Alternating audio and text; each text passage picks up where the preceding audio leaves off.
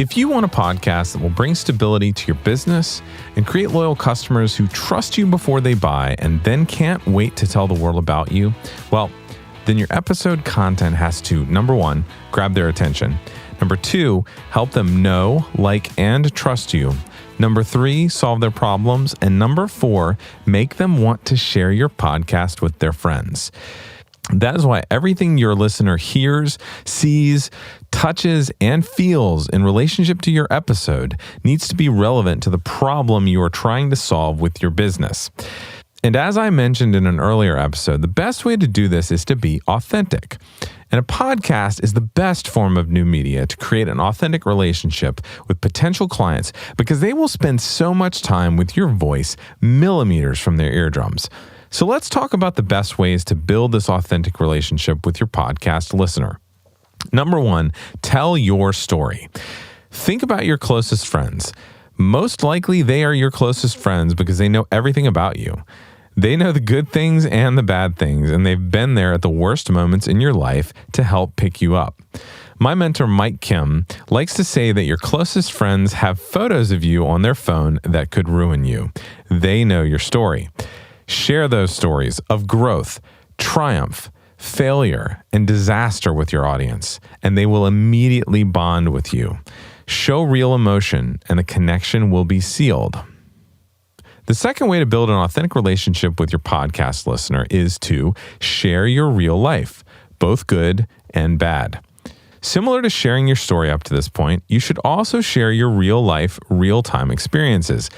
It's odd in an age of such amazing connectivity that we feel more isolated than ever, but it's true. The people who will listen to your podcast are commuting.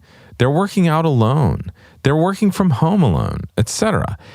If you tell them about the crap that happens to you and then use it as a teachable moment or an example of how to overcome adversity, it will not only connect them, but it will inspire them.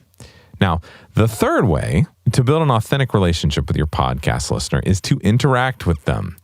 Actually having conversations with your listeners is the best way to build an authentic connection. Unless you do live call-ins, though, it's hard to interact directly on your podcast with your listeners, but there are ways. You can have people call in, both live and recorded. Use something like speakpipe.com to allow people to record questions. They will love hearing their actual voice on your show. You can also respond to listener questions in emails. You can try surveying your audience or just asking questions for them to respond to during your show. Ask them to do something. Take a picture and share it on social media tagging you. Set up live meetups locally or as you travel. Even if only 2 people show up, those 2 people will become fierce advocates of your show. I've talked about Mike Kim before. His podcast, the Brand You Podcast, is an excellent example of how to be authentic.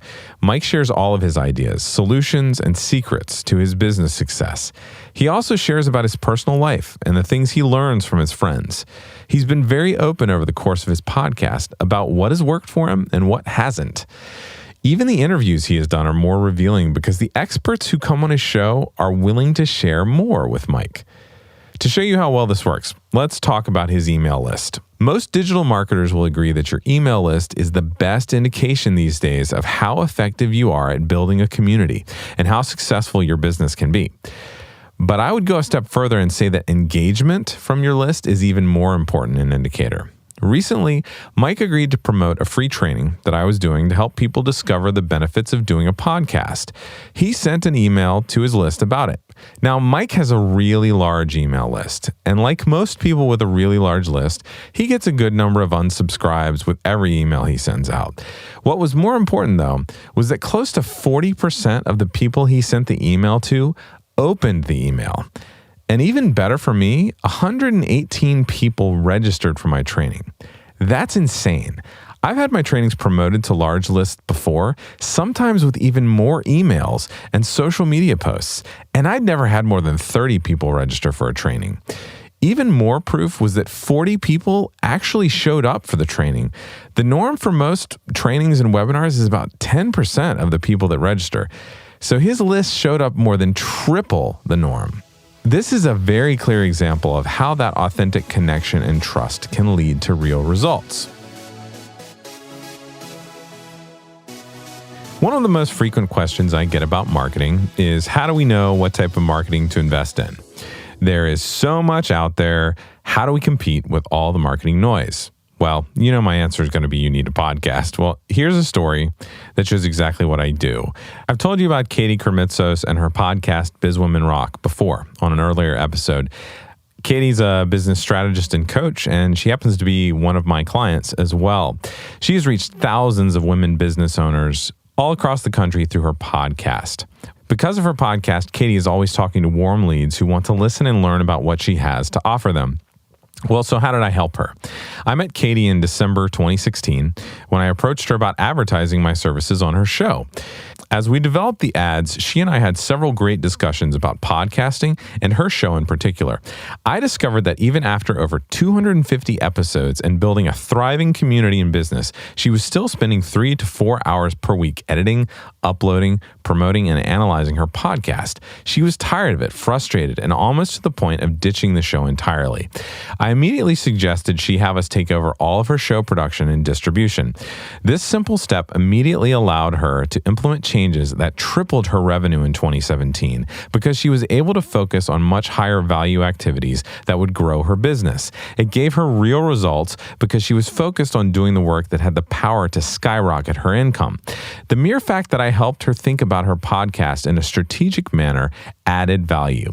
Much of what I do as a strategist is identify the gaps and call out the problems, and that is often enough. Most of the time, the people I work with are too close to their businesses to see how unproductive it is for them to keep doing this or that when they can have someone else do it for them. I also add value by helping them avoid the pitfalls, overcome the obstacles, and shorten the learning curve. I reveal examples of small things that can compromise their results. Most business owners know what they need. They just don't know how to get it, and more often than not, they are trying to do it all on their own. Believe it or not, most business owners don't even realize that a podcast can help them, and it takes a forward-thinking leader to take that first step. So if you're ready to take that first step, contact me today to schedule a free 15-minute strategy session, and let's get started crafting a podcast that will create customers who trust your business before they ever buy, and then can't wait to tell the world about you. You can schedule a time with me by going to meetme.so/Danny Osment. That's meetme.so/Danny Osment, and I'll include the URL in the show notes.